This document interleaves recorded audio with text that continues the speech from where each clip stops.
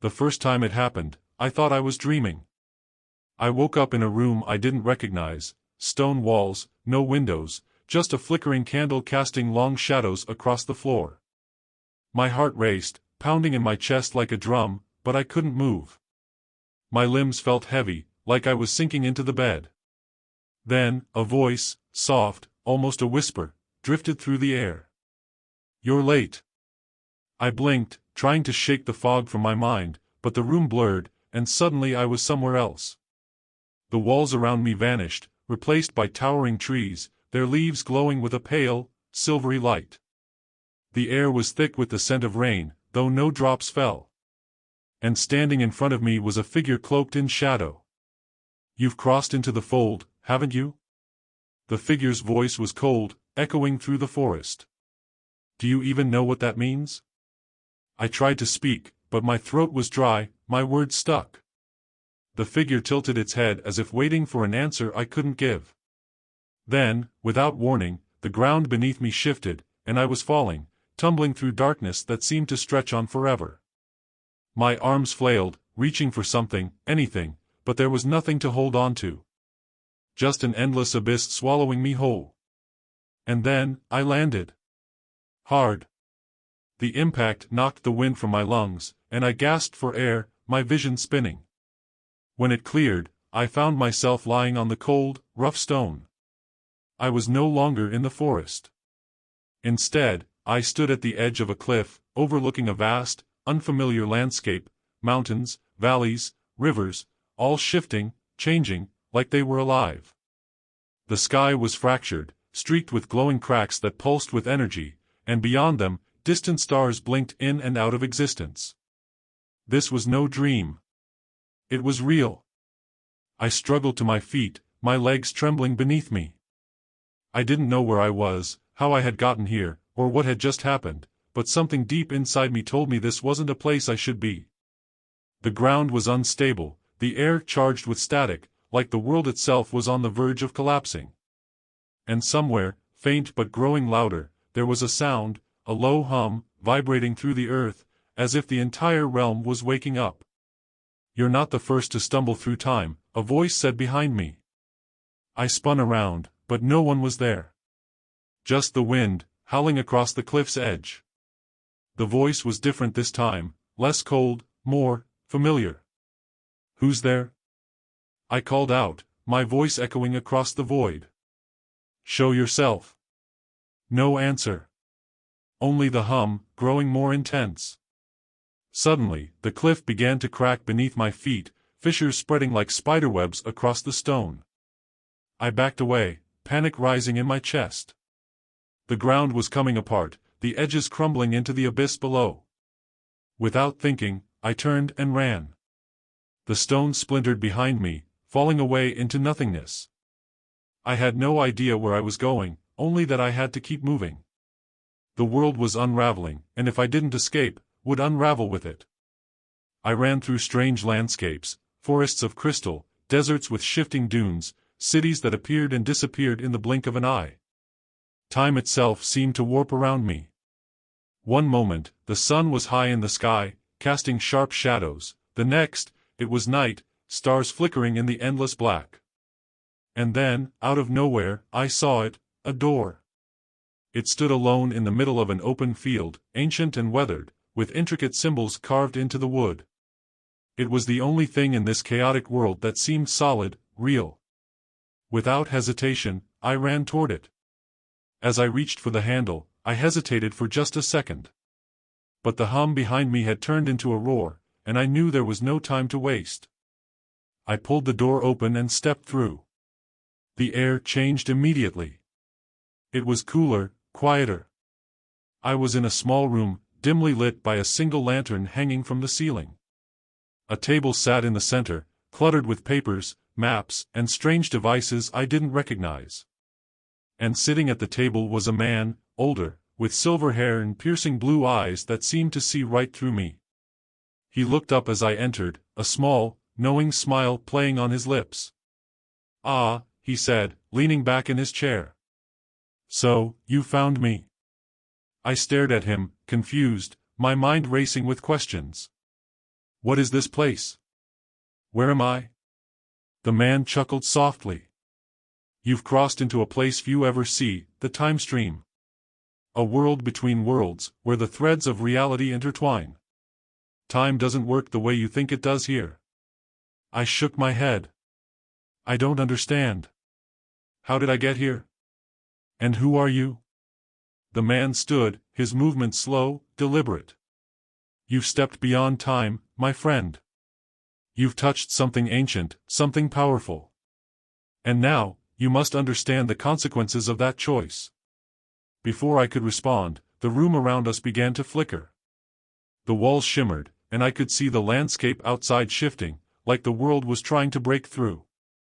The man's expression darkened, his eyes narrowing. It's not safe here. They'll be looking for you soon. They? I asked, dread creeping into my voice. Who's looking for me? He didn't answer. Instead, he grabbed a leather-bound book from the table and tossed it to me. Take this. You'll need it if you want to survive. But remember, he said, his voice lowering to a whisper, you've already changed more than you know. The threads are unraveling, and once they find you, there's no going back.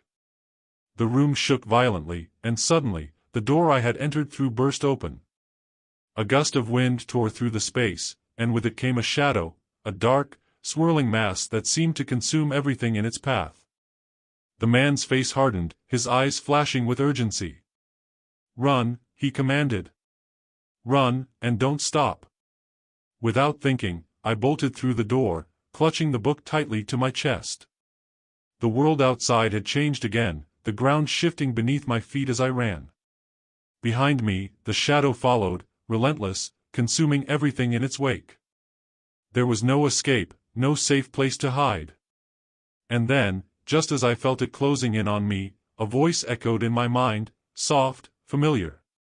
The key lies in the past. Look beyond what you see.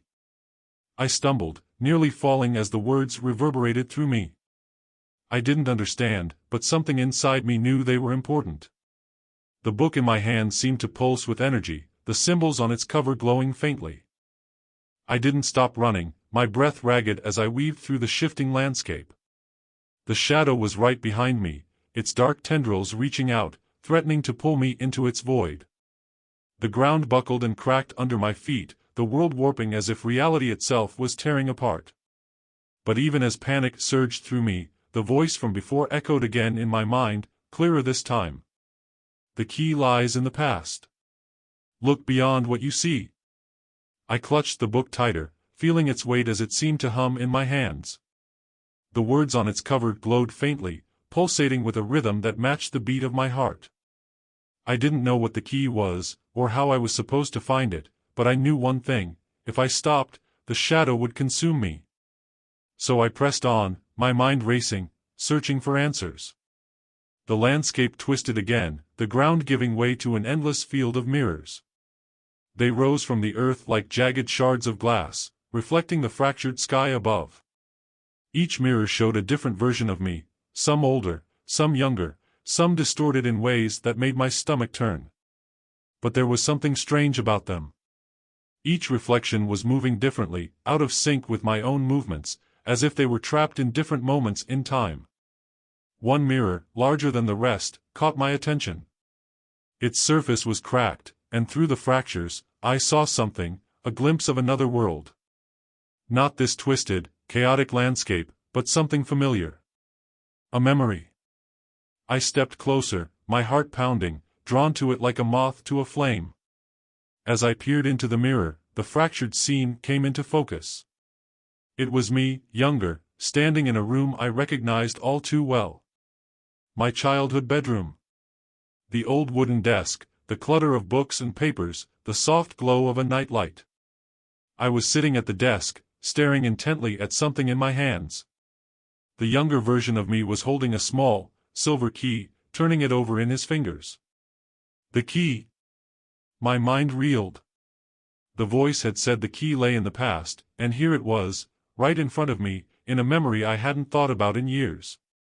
I remembered that key. It had been given to me by my grandfather before he passed away, but I never knew what it was for. I had kept it in a drawer, forgotten, until now. But how was I supposed to reach it? The mirror was just a reflection, a memory locked behind glass. I placed my hand on the surface, expecting it to be cold and solid, but to my surprise, my fingers sank through it, as if the glass were water. My pulse quickened. This was it. The way back. Without hesitating, I stepped through. The moment I crossed the threshold, the world shifted again.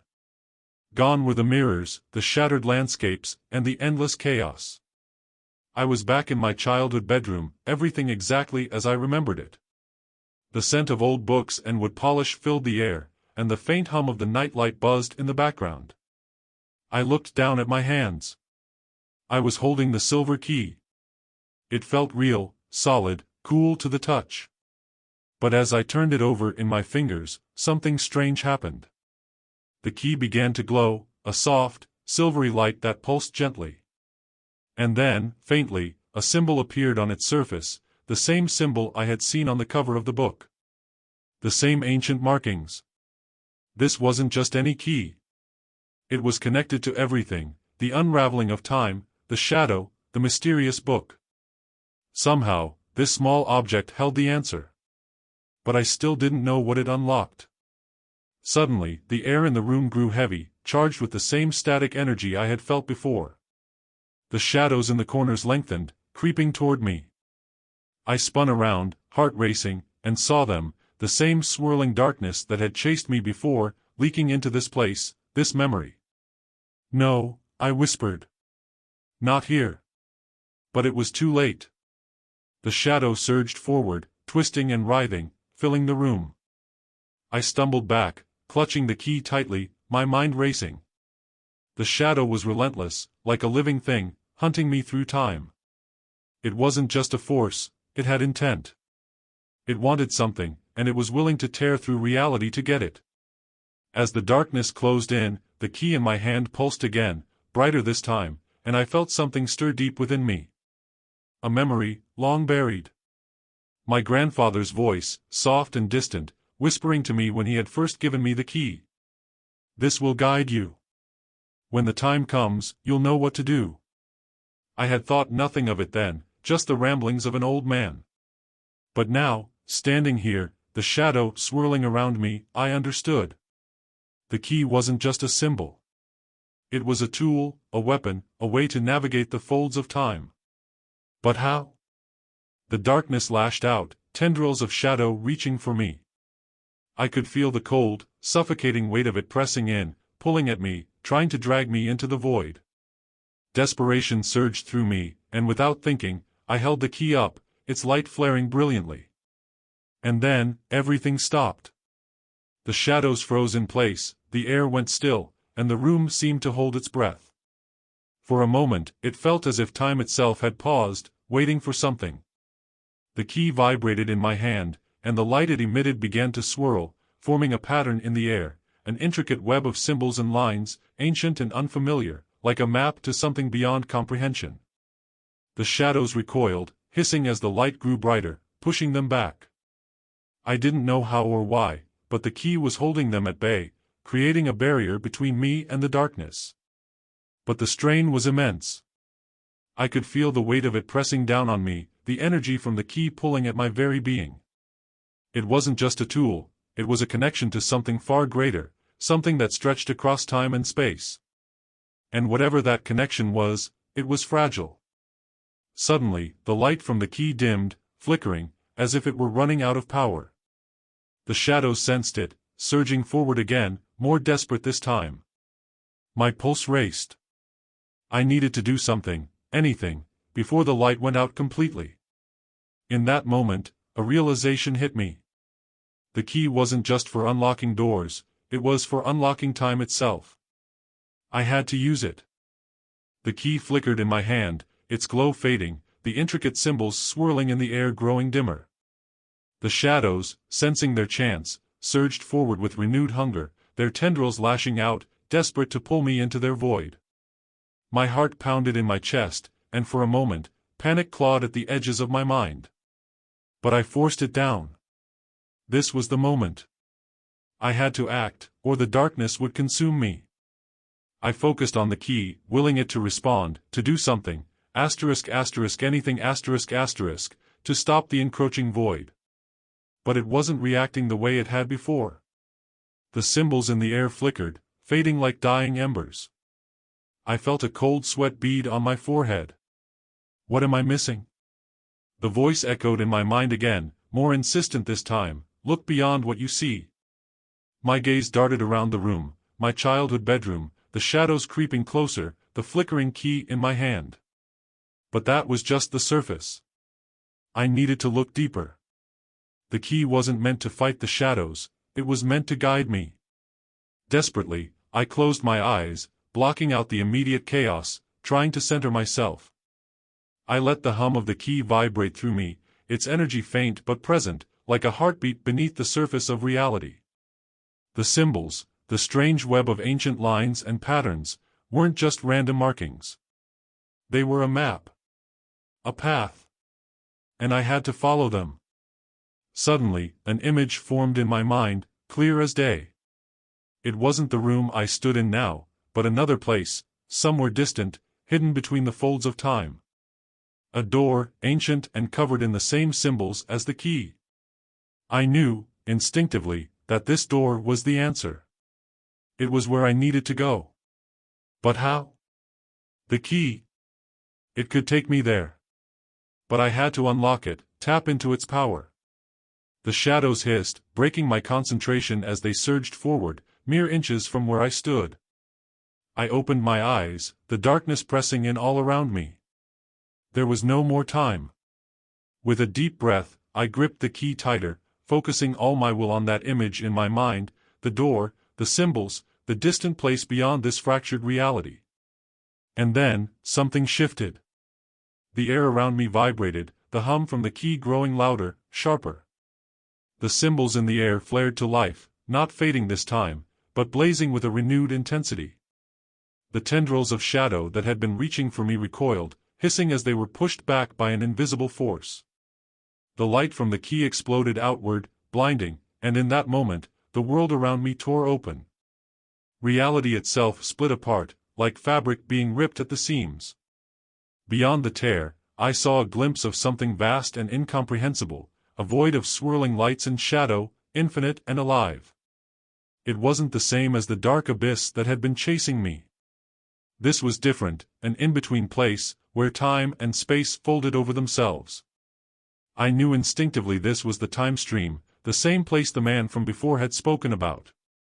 Before I could even process what was happening, the key pulled me forward, yanking me through the tear and into the void. Everything went silent. For a moment, I floated in nothingness, weightless, disoriented. The shadows were gone, the chaotic landscapes, my childhood bedroom, all of it vanished. I was drifting in the time stream now, surrounded by swirling currents of light and energy, like stars caught in a cosmic river. The key in my hand pulsed, guiding me forward, and ahead of me, I saw it, the door from my vision. It hovered in the void, impossibly ancient, covered in symbols that glowed faintly in the starlight. As I approached, I felt a strange sense of familiarity, as if I had been here before, though I knew that couldn't be true. The key thrummed in my hand, eager, as if it had been waiting for this moment. With trembling hands, I lifted it toward the door. The symbols on the key matched those on the door perfectly, aligning in a way that sent a shiver down my spine. The moment the key touched the door, there was a sound, a deep, resonant click, and the door swung open with a rush of air. I stepped through. The shift was immediate. I was no longer in the time stream. I found myself standing in a vast, circular chamber, its walls made of smooth, dark stone that shimmered faintly in the low light. In the center of the room stood a massive hourglass, its sands swirling in constant motion, though the glass was broken, the sand spilling out in every direction. Around the hourglass, figures moved, ghostly, translucent shapes, their faces obscured, their forms shifting and flickering like they were caught between moments in time. The air was thick with tension, and I could feel the weight of the place pressing down on me. This wasn't just any room. This was the heart of time itself. I approached the hourglass cautiously, the key still clutched in my hand. The figures didn't seem to notice me, their movements slow and deliberate, like they were performing a ritual I couldn't understand. As I got closer, I saw that the sand pouring from the hourglass wasn't normal. It shimmered, each grain glowing faintly as it fell, like stars caught in an endless cascade. The key pulsed again, and I knew instinctively that this hourglass was important.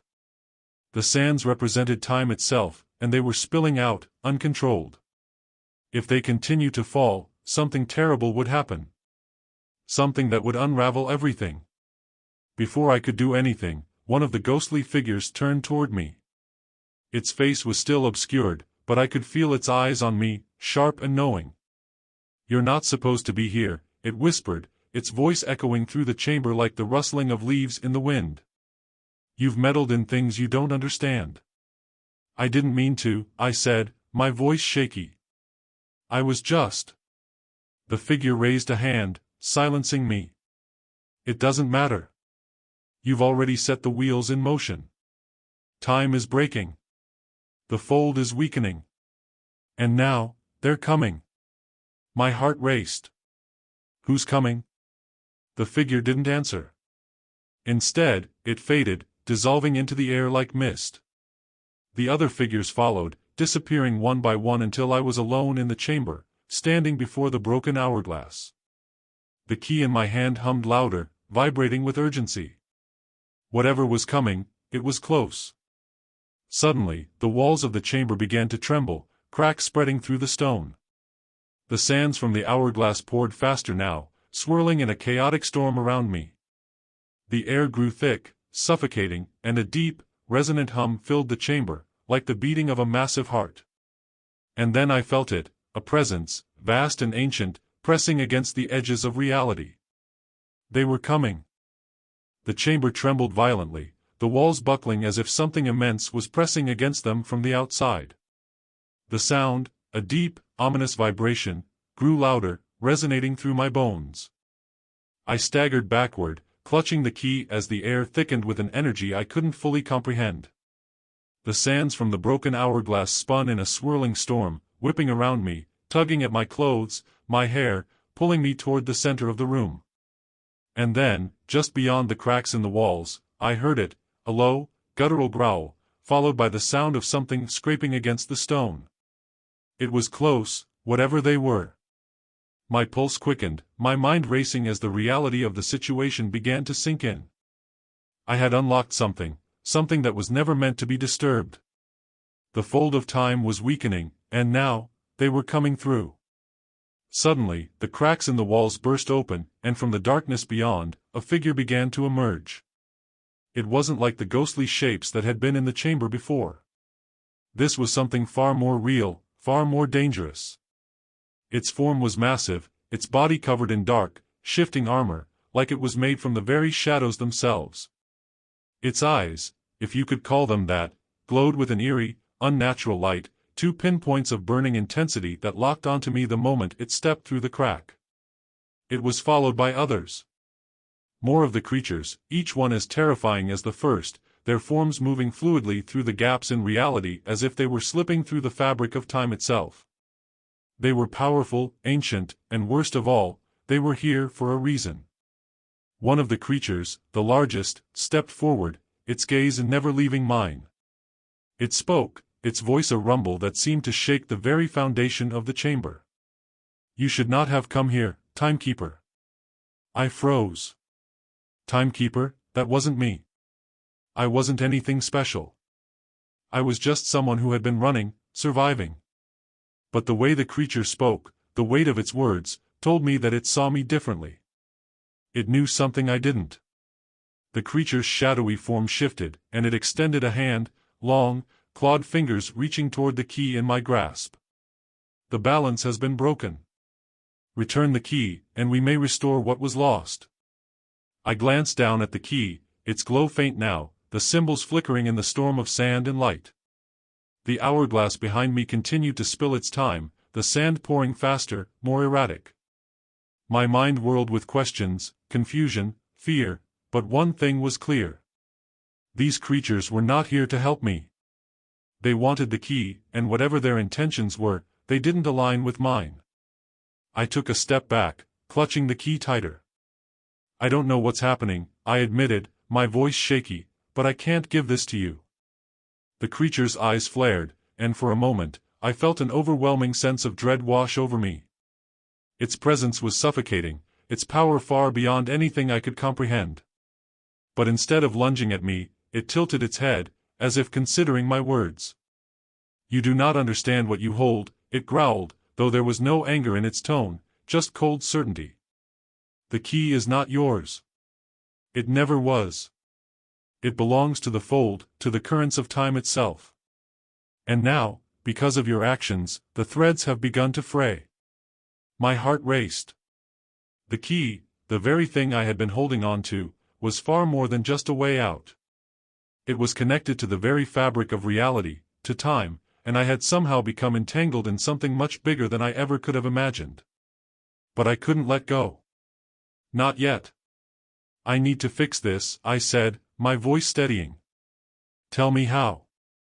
The creature's form shifted, its dark shape rippling as it took another step closer. "You cannot fix what has already begun to unravel. But you can delay it. The key must be returned to its place, where it can once again stabilize the fold. The sands of time must stop spilling, or everything will be consumed." The hourglass. It all came back to that broken hourglass in the center of the room, the sands pouring endlessly, signaling the unraveling of time. The key was meant to fix it, to stop the sands from flowing. But how? I didn't know how to wield its power, how to reverse the damage I'd done. Another figure emerged from the darkness, a creature smaller but no less imposing. It moved with a grace that belied its size, its shadowy form coiling like smoke. "The timekeeper's will is weak," it hissed, its voice slithering into my thoughts. "It does not understand. We should take the key by force." "No," the larger creature replied, its voice a low rumble. "If the key is taken unwillingly, the fold will tear completely. The balance must be restored by choice." I took a deep breath, my mind racing as I tried to process what they were saying. Time, reality, the fold, it was all interconnected, and somehow, the key was at the center of it all. But I couldn't just hand it over. Not without knowing what would happen next. If the fold was this fragile, what would these creatures do with the key once they had it? I glanced at the hourglass again, the sand spinning in a wild vortex. I needed to buy time, no pun intended. I needed to think, to figure out what was really going on. The creatures were growing impatient. The smaller one slithered closer, its form flickering like a shadow in the wind. "Time is slipping away," it whispered, its voice sending a chill down my spine. "Make your choice, timekeeper. Or we will make it for you." I stepped back, gripping the key tightly. My thoughts raced, my mind swirling with possibilities. I couldn't trust them, not fully. But if what they were saying was true, the key had to be returned to the hourglass. I had to stop the sands from spilling before everything was lost. But something in the back of my mind nagged at me. "The key lies in the past," that voice from before, the one that had led me this far, it had told me to look beyond what I saw. Was there more to this than just returning the key? Then it hit me. The hourglass, it wasn't just broken. It had been broken on purpose. Whoever had shattered it, whoever had started this whole chain of events, had done it for a reason. And if these creatures wanted to fix it so badly, there had to be something they weren't telling me. Something they were hiding. The key hummed in my hand, as if responding to my thoughts, urging me forward. I wasn't going to give it up. Not yet. "I'm not returning the key," I said, my voice firm, despite the fear coursing through me. "Not until I know the truth." The chamber fell silent. The creatures stilled, their eyes burning with a cold intensity. The larger one stepped forward, its shadowy form towering over me, and spoke with a voice that rumbled like thunder. "Then you have chosen the harder path, timekeeper. But know this, the truth you seek comes with a price. And once you walk this path, there is no turning back." The moment the creature's words echoed through the chamber, a cold, oppressive silence settled over the space. The swirling sands in the hourglass stilled for a moment, frozen midair, as if time itself was holding its breath. My heart pounded, and I could feel the weight of my decision pressing down on me, heavier than ever before. But I stood my ground, gripping the key tightly, refusing to give in. Whatever they were hiding, I had to uncover it. The larger creature's burning eyes narrowed, and a ripple passed through its shadowy form, like a storm brewing in the dark. Behind it, the others stirred, their shapes shifting and flickering like restless phantoms, eager for something, waiting for a signal. But the leader raised a clawed hand, keeping them at bay. "So be it," it growled, its voice low and dangerous. "You wish for the truth, timekeeper? Then you shall have it." Without warning, the creature slammed its clawed hand against the stone floor. The chamber shook violently, and the cracks in the walls widened, spidering out across the surface like veins of darkness. The air grew thick with energy, a charged tension that made my skin tingle. I staggered backward, bracing myself as the ground trembled beneath my feet. From the darkness beyond the cracks, a strange, eerie light began to spill into the room, casting long shadows across the floor. It wasn't like the light of the key or the soft glow of the sands, it was something else entirely. It pulsed with a rhythm that felt wrong, out of sync, like it didn't belong here. The creatures seemed to respond to it, their forms shifting uneasily, and for the first time, I saw a flicker of something like fear. The larger creature's voice was a low growl. "What you seek lies beyond the fold, in the fracture where time itself is unmade." I opened my mouth to ask what it meant, but before I could speak, the floor beneath me gave way. I barely had time to react. The ground cracked open beneath my feet, and I was falling, plummeting into the void, the world above disappearing as the chamber shattered like glass. The creatures, the hourglass, the swirling sands, everything vanished into the darkness as I was swallowed by the abyss. I tumbled through the void, disoriented and weightless, my mind spinning with panic. The key still pulsed in my hand, a faint beacon of light in the overwhelming darkness, but it felt distant, as if its power was being drained by whatever force had pulled me under. And then, just as suddenly as I had fallen, I stopped. It wasn't like hitting the ground. There was no impact, no jarring stop. One moment, I was falling through endless blackness, and the next, I was standing on solid ground again, as if I had never been falling at all. But the place I stood in now was unlike anything I had ever seen. The world around me was fractured, broken, like pieces of a shattered mirror that didn't fit together properly. I could see fragments of different places, different times, overlapping and intersecting, an ancient forest, its trees twisted and gnarled, bleeding into the ruins of a crumbling city, which in turn dissolved into a vast, empty ocean, its waters frozen in mid-motion. Above me, the sky was a swirling mass of color, constantly shifting and changing, with no sun, no moon, just a chaotic storm of light and shadow. It was disorienting, like standing in a dream where nothing made sense. I took a tentative step forward, feeling the ground shift beneath my feet, as if reality itself was unstable here. In the distance, I could hear faint echoes, whispers, voices calling out from different times, overlapping in a cacophony that made my head spin. This was the fracture. The place where time had broken, where the fold had torn apart. And I was trapped in it. The key pulsed weakly in my hand, its light flickering like a dying flame. I raised it, hoping it would guide me, but for the first time since I had found it, the key offered no direction. No symbols lit up in the air, no pathway appeared before me. It was as if the key, too, was lost in this place. I swallowed hard, forcing down the rising panic. There had to be a way out of here. I just needed to. A sound behind me, a low, scraping noise, like something dragging itself across the ground, sent a chill down my spine. I spun around, heart hammering, my breath catching in my throat. There, emerging from the fractured landscape, was a figure. It wasn't one of the creatures from the chamber above. This figure was different, its form was humanoid, but twisted, like it had been stretched and distorted by the broken time around it. Its skin was pale, almost translucent, and its eyes were hollow, dark voids that seemed to swallow the light. It moved slowly, deliberately, its body contorting unnaturally with each step, as if it wasn't entirely solid. The scraping sound came from its hand, a long, clawed appendage that dragged across the ground as it approached. Instinctively, I raised the key, though I wasn't sure what good it would do against this thing. The figure stopped a few feet away, its hollow eyes locked on me. For a long moment, neither of us moved.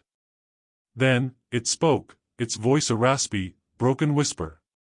"You don't belong here." My throat was dry, but I managed to speak. "I know. I'm trying to leave." The figure tilted its head, the movement slow and deliberate, like it was trying to understand me. "There is no leaving the fracture. Not once you've crossed into it." I shook my head. "There has to be a way." "The key." "The key cannot save you now," it interrupted, its voice sharp.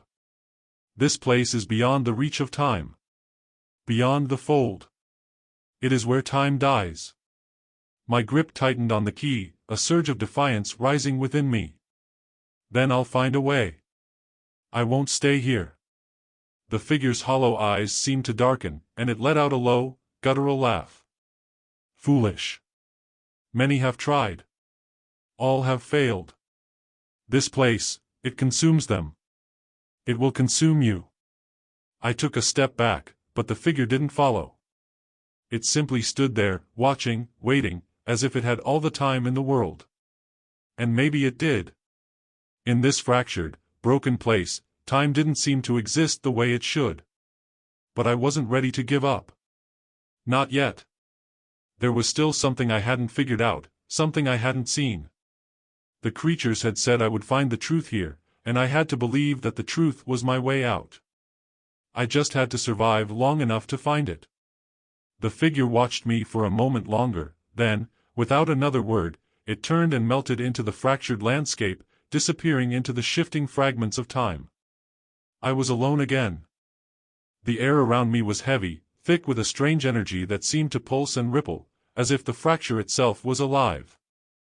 I stood frozen for a moment, trying to make sense of what had just happened. The figure's words echoed in my mind, "Asterisk this place, it consumes them. It will consume you, asterisk." But I couldn't let it. I wouldn't. Taking a deep breath, I glanced down at the key in my hand. Its glow had dimmed significantly, almost as if the fracture was draining its power. The faint pulse it once gave off was weaker now, barely enough to pierce through the oppressive atmosphere of the broken reality around me. But I couldn't rely on the key alone anymore. I had to figure out another way. I looked around, trying to get my bearings, though in a place like this, it was impossible to tell what was up or down, what was real or a mirage. The fractured landscape seemed to shift constantly, as if it was struggling to hold itself together. One moment I saw a ruined castle, its stones crumbling and weathered, and the next it morphed into an ancient battlefield, littered with the skeletons of long-forgotten soldiers. Time itself was distorted here, playing out in an endless loop of past, present, and future all at once. Suddenly, a low rumble shook the ground beneath me, and I stumbled, barely managing to stay on my feet. The fractured sky above me swirled faster, its colors darkening, and I felt a strange pressure building in the air. Something was changing. Something was coming. I took a cautious step forward, the ground shifting beneath me like sand, making it hard to tell if I was even moving in the right direction. Every step felt like it was pulling me deeper into the fracture, deeper into the chaos of this place where time and reality had no meaning. And then, in the distance, I saw it. A structure, a towering, monolithic spire that seemed to pierce through the very fabric of the fractured world. It rose out of the chaos like a needle threading through broken time, its surface shimmering with an eerie, otherworldly light. It was impossibly tall, reaching up into the swirling, storm-like sky, and I had no idea how far away it really was. It seemed to shift in size, sometimes distant, sometimes looming closer, but it was the only landmark in this fractured landscape. Something about it called to me, a magnetic pull that tugged at my very core. It was as if the spire itself was the heart of this place, the center of the fracture, and I knew, I had to reach its star. I started walking, my steps quickening despite the shifting ground beneath me. The closer I got to the spire, the more I could feel the strange energy intensifying, the pressure in the air growing heavier, like a storm on the verge of breaking. And yet, with each step, I also felt a presence, a cold, malevolent force watching me, waiting for me to make a mistake. The shadows around me deepened, and the fractured fragments of time seemed to flicker faster, more erratically. Scenes played out in brief flashes, an ancient city crumbling under the weight of time, a lush forest slowly consumed by fire, a bustling marketplace frozen in a moment of terror. It was as if the past was unraveling before my eyes, every forgotten moment crashing into this broken reality. And through it all, I felt the weight of the truth bearing down on me. Whatever I was about to uncover, whatever waited for me at the spire, it was tied to the key, to the broken hourglass, to everything that had led me here. But what if the truth was more dangerous than the creatures had let on? What if the reason they wanted to fix the fold was to stop me from discovering something far worse? I pushed those thoughts aside, focusing on the spire ahead. There was no turning back now. I was too far in, and whatever the cost, I needed answers. As I approached the base of the spire, I saw that it was surrounded by a vast, dark chasm, like an endless pit that separated the spire from the rest of the fractured landscape. The ground beneath me trembled again, and a powerful wind howled through the chasm, whipping at my clothes and hair. The pull of the spire was stronger here, almost overwhelming, but there was no clear way to cross the chasm. I stepped closer to the edge, peering down into the darkness, trying to gauge how deep it was. The wind was fierce, and I could feel the void tugging at me, pulling me toward the abyss.